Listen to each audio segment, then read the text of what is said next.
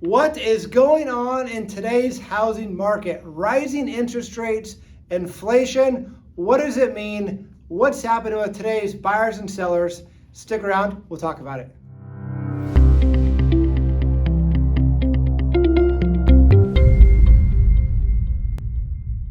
Welcome to our housing update. Wanted to just do a quick little recap of what's going on in the market today. We have rising interest rates.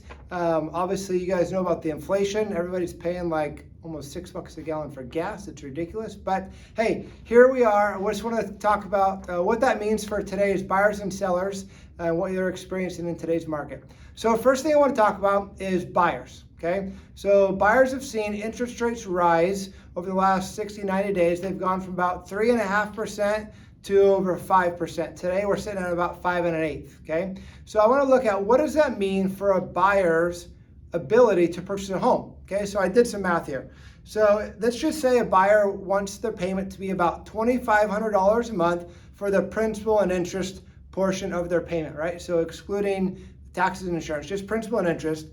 At 3.5% rate, so 60 to 90 days ago, they could borrow about $560,000 for a $2,500 payment. Okay, fast forward to today with rates at 5 1/8. For that same payment of about $2,500, they can only borrow about $460,000. So the increase of rate of about 1.5% has taken away the buying power of about $100,000, right? So if you think about what that means, right, a buyer has to do, they have a few options, right? And this is what we're seeing in the market. They're either changing what they want to buy, right? So they're saying, hey, I still want to be in this area, okay? But now I have to buy a smaller house, right? Or maybe, no garage instead of a 2-car garage, or whatever they're having to give up on to drop their budget down by about $100,000.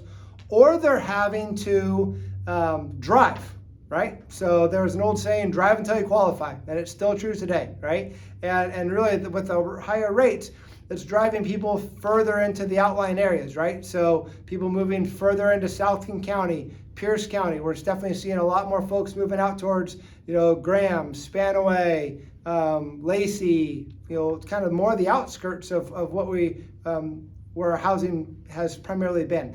So they're either having to move further out, or if they are going to stay in the same location, right, say, hey, I'm not changing what I want to buy, that's still the same, they have to be able to stomach the increased payment, right? So with that extra 1.5 points in their interest rate, and they still want to have the $560,000 loan amount, their payment is now going to be a little over about $3,100. So it's about $500 to $600 a month more for the house that they thought they were going to buy back in February, March. So buyers are definitely having to look at that.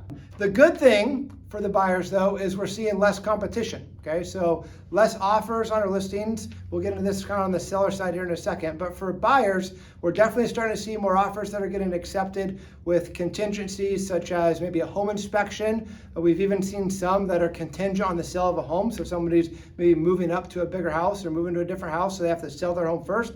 We're definitely seeing some contingent offers that are getting accepted today. So that's great news for you as buyers.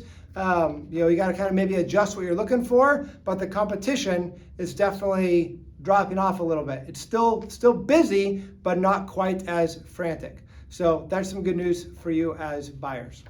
For sellers, okay, what does all this mean for sellers? So there's a few things, right? So with the rise in rates, right? Like I said, we've seen activity taper off a little bit.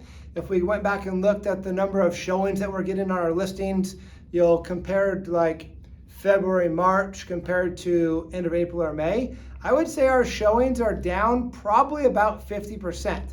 Okay, so where maybe we're getting 20 to 30 showings on a house, right now we're getting maybe 7 to 15, right, somewhere in there. What we have noticed, though, is even with the reduced number of showings, we're still selling all of our listings within the first week so far. Right, that might change here in the coming weeks or months, but that's what we're currently seeing. But we're seeing less showings, but still getting a few offers. For example, we had 2 of them here this last week that only had like 3 or 4 showings on them, but we ended up with 2 offers, right? So we're not getting as many showings, but the buyers that are out there are definitely serious about making those offers.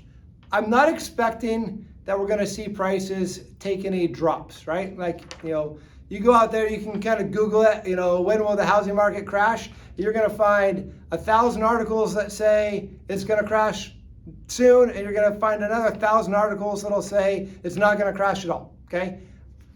I'm just a real estate agent in South King County, okay? There's economists all over the world that are arguing about this stuff, but I can tell you what we're seeing is there's still a demand for housing, okay? Not as crazy of a demand, right? But you gotta keep in perspective where we've been, okay? Over the last several years, we've been running about a 2-week supply of homes, okay? Meaning if no other homes came on the market, in 2 weeks, we'd be sold out, okay? You got to keep that in perspective though. With a balanced market, is about a 4 to 6 month supply. We've been running 2 weeks, okay? So a little softening here is actually healthy for the market, right? So we can have, it's not a bad thing if we have a 30-day supply of homes or even a 2-month supply of homes. That's good. It's not a bad thing, right? And that's even still a seller's market. It's just not as frenzied of a seller's market as what we've been in the last couple of years.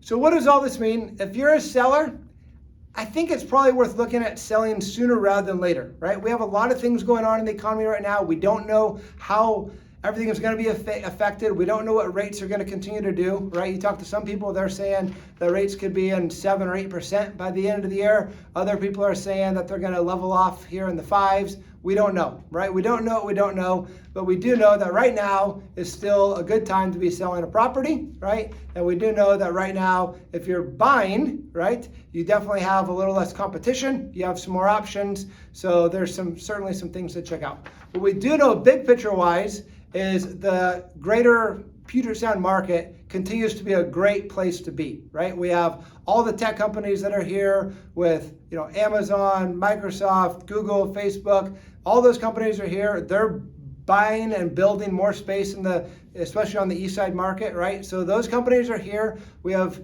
a huge demand for housing here in the Puget Sound area. I don't think that's going anywhere. This is a great place to live. Most of the time. We're getting tired of these gray days, but the summers are great, right? So we're having people move here. We have a limited supply of land between the water and the mountains, so we have more people coming here, but only so much room for them. So housing in the Puget Sound still continues to be a great investment. Let us know how we can help you accomplish your housing goals, and we'll talk to you soon. Have a great day.